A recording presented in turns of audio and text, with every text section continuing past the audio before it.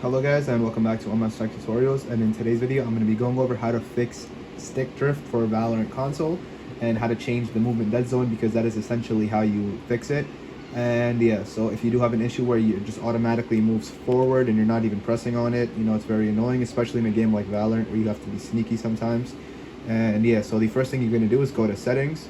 You're going to go to controls and then all the way down to movement. From movement, what you're going to you're going to go to movement. From movement, you're going to go to movement dead zone, and you're going to slowly increase it. And just every time, let's just say by every 0.5, just make sure to see if that fixes.